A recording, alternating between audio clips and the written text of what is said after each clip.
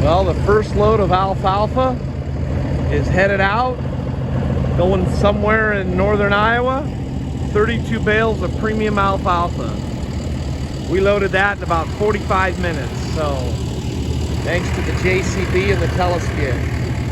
Makes child's play out of that. Later on.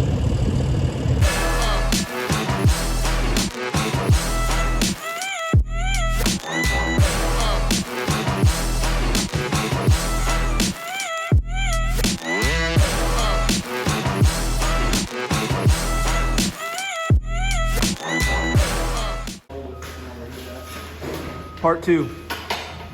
Concrete. What's up? Hey, hold on 1 second.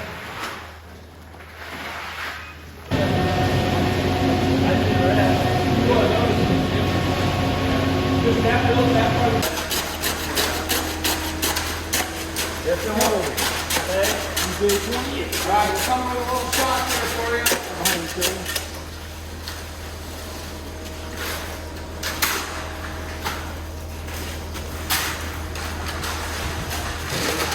Levi, Seems too early for that. what'd you do today? Seems early for that. What'd you do today, buddy? What was your job? Holding a cord. And what'd you do over there? Clean stuff? Oh, yeah. Yeah. Nice. Landon was a big boy today. He was wheelbarring, he was scooping, he was pushing. Look at that finished product. Well, it's not totally finished. It's looking good. We got the Chevy going today. I don't think it's done yet, but Badger and Wilson, the concrete goats.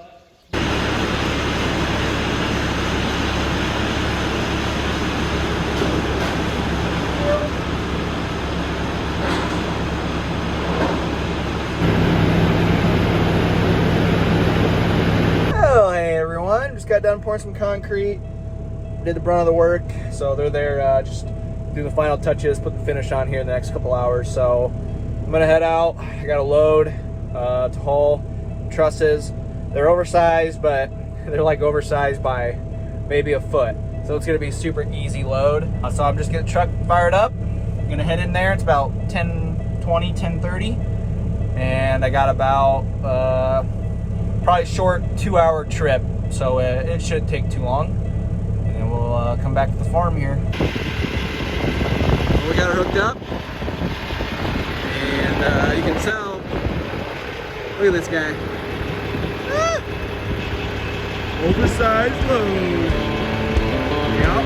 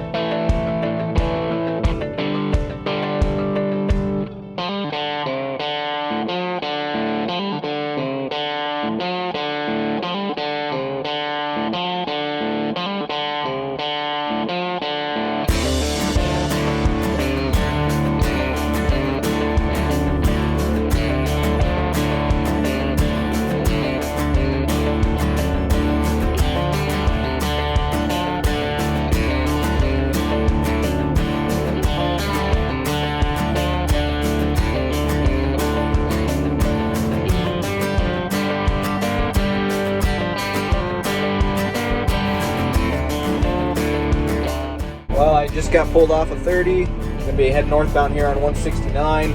I am just gonna go give the straps a little tighten, make sure they're all good for the remainder of the trip. Should take 2 minutes.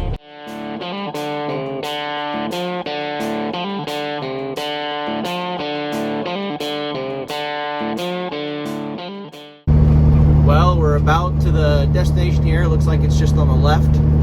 Looks like it's a farmer, so that's always good. Usually they have good yards, are always fun to talk to. yep, we'll see how she goes.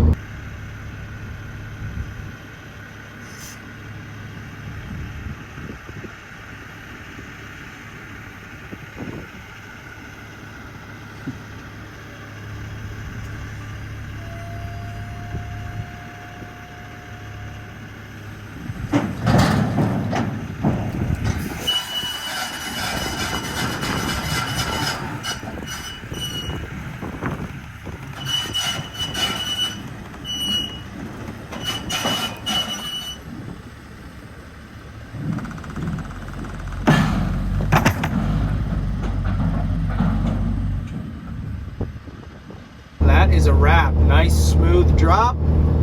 Great talking to the farmer there. Always like talking to farmers. Just you can talk about anything. Got a lot in common. Oh, we're empty. We're gonna head back. Probably call it a day and see what's going on at the farm.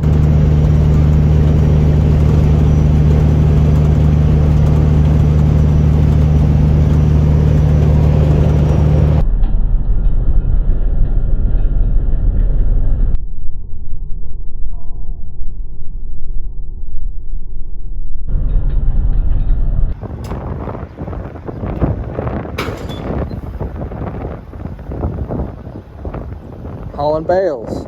That's what's going on.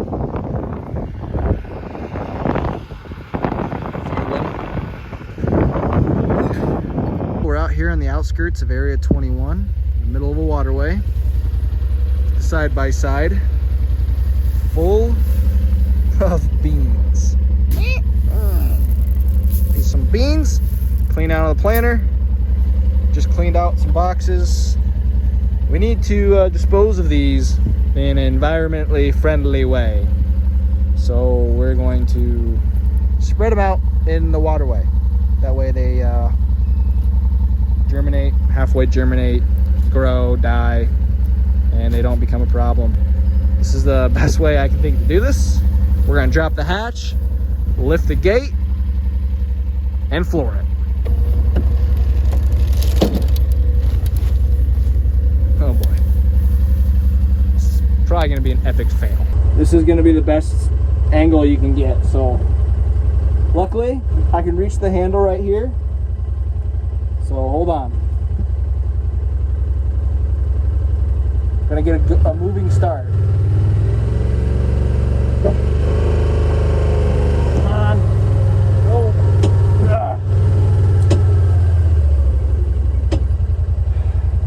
Darn it. Okay, keep going.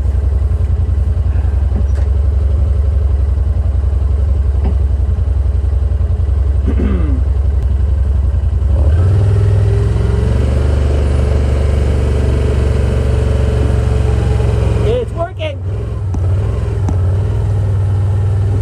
Oh. Kinda. We lost the tarp and all the beans on it. But I mean,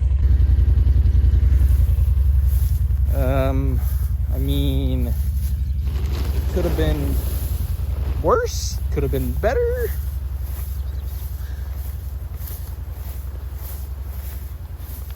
Yikes.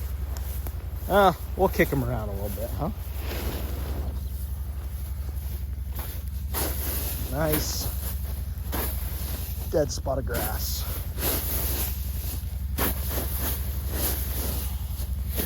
And a lot of beans trying to grow.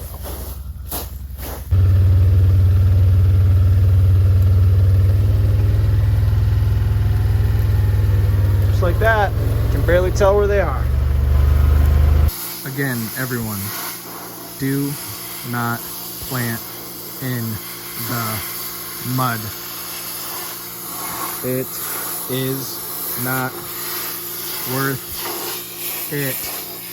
Don't plant in the mud. Tile time with Badger. We were going to dig a trench here and put a 6-inch or a 5-inch tile to catch out of the eave spout there to the north by the backhoe. I knew there was a tile coming out of the building, but look what I found. It tees off. So I came up here Because I'm like, well, that tile's obviously running straight north. What we found up here, another tile. So we're gonna hook onto that and catch that eave spout right there. It's 6 o'clock. We're finally ready to fill the trench in. So the tile that you can see down there barely, that's going up this way, we're following it. So we dug up, we found it running right there. We teed into that, run up in this trench, caught this here. We'll put the fancy little eave spout doohickeys on it later. This has about, at least 1.5 foot of fall coming up here. We're gonna fill this trench with dirt. And then we're gonna put some rock in here. So it'll be like a French drain. Comes up, double ties into this one. So if that one ever overflows, because that's taking 100 feet of eave spout, I put an intake there. So in case we ever want to dig down, find the tile, we know right where to dig. And because I got to do a septic deal up underneath the backhoe here sometime, and I might tie in and Y in right there. Time to backfill. Later. DJ back at it, Big Blue. Just oversizing it again. We're headed up to Waterloo.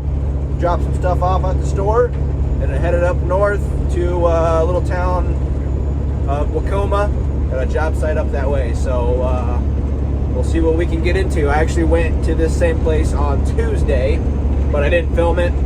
You know, I just filming a little bit here and there. So we'll see how it goes. Unlike Monday with a little short oversized, this is real oversized. Probably 12 wide, but it's not super long, so it's not too bad. I weigh 20, let her buck.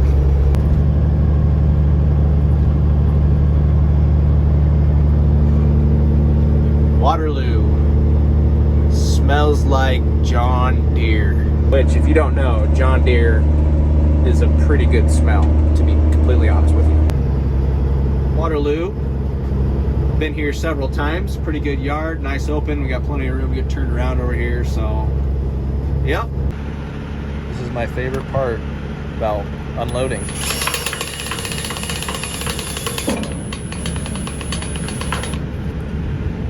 Boom. Patiently waiting. What's up, everyone? Doing a lot of trucking lately, really haven't filmed too much of it, but here recently, been putting the new Razor back to good use, driving it every day. But in the mornings lately, it's been getting me fits starting. So last night we had it pulled in the shop, put a whole new starter on it. We're like, okay, should be good to go. Got in the cab, turned the key, hit the starter, nothing, click, click. So what we discovered is this little solenoid right here. You see that? Is what's giving us trouble. But Bucky showed me a little trick to get this thing started, just so I can get through today. And then I got a solenoid for it to replace tonight. But to start this thing, it's kind of cool. I mean, it's pretty simple. I'm sure a lot of people have had to do this before. But turn the key on. I got the key on. It's in park. I made sure it's in neutral because I'm going to be doing something out here, so I wouldn't want something to happen. You just take a pair of pliers.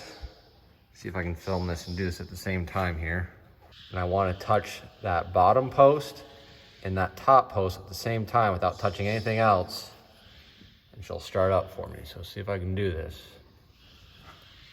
on camera and not touch anything else, because then it'll spark all weird. So hit that bottom post. Come on.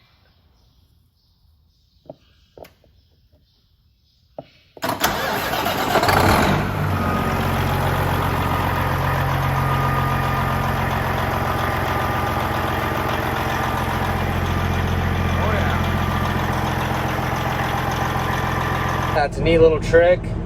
You know, if you got a truck or something that's got a similar setup and you're having trouble starting it, you don't know if it's the starter or a bad ground or like that little solenoid. I'm not a mechanic. Bucky could explain it better of what actually is failing in that cylinder. I'm guessing it's some kind of bad ground, because like I used a pair of pliers hit those 2 posts and pops right off. So kind of a neat, simple little trick that I wouldn't have even known had Derek not told me. But at least I can go drive today, get back home, put that solenoid on tonight, and should be good to go. Well, well, well. What is going on at the ranch today? You see what's going on. Getting concrete prep started. As many of you followers have seen, this is the shed here where we added a 60 by 60 square onto an existing 60 by 100 building that's L-framed because of a interior shop that you've seen us do some work in. So today, what our project is, we're gonna concrete this whole 60 by 60 addition, but we didn't want to half butt it because you see this spot in the middle where it's heaved and lowered right there. You know, we only want to do the concrete once, so we figured now's the time. Let's cut these seams. Let's cut back, you know, somewhere over there where it's good, and we can replace this section so we're not working in here one day and like, oh, what an Achilles heel. You know, you trip over this once in a while. So we kind of got the area cleaned up. Dad's got this section all dug out. So we're gonna go through and use the saw, finish cut as deep as we can on these cracks, both sides. We'll cut this whole section out. We got rented a jackhammer, dogs are playing, jackhammer for the skid loader, and then we got another hand one. So we'll see how bad this breaks up, but here's where the crack ends. So we're thinking, let's go back here, you know, somewhere where it's good, because this is gonna be our main work, you know, toolbox workbench area. So, and they're getting into it.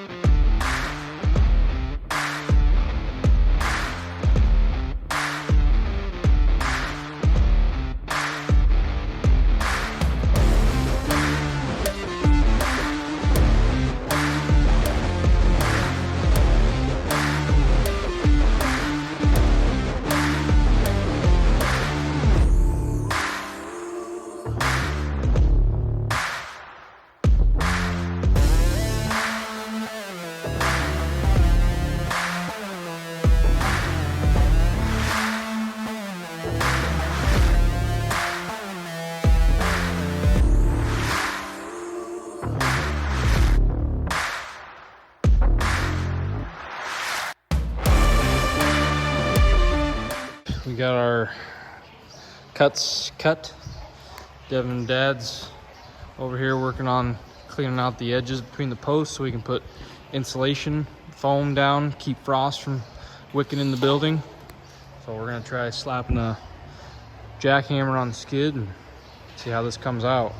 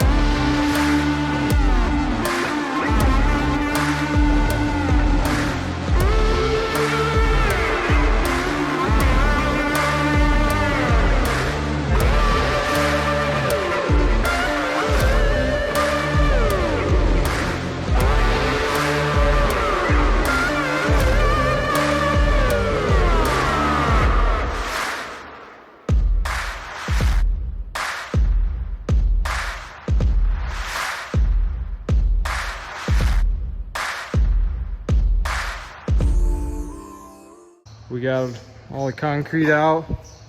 Corners stayed pretty good. Lines stayed straight.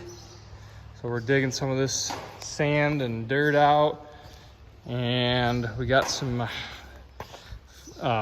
insulation sheets, 2x4x8.